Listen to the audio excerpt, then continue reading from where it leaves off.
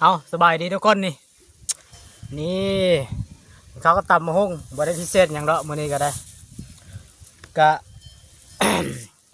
มาตัดหญ้าส่วนยางทุกคนก็บ่มีพอกินนะตำมะฮุ่งกินนี่เบิ่งสวยคำใหญ่ๆให้เบิ่ง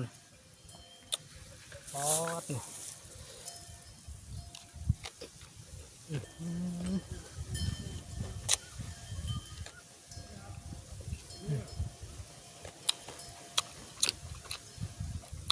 กล้ามกับปูแดงทุกคน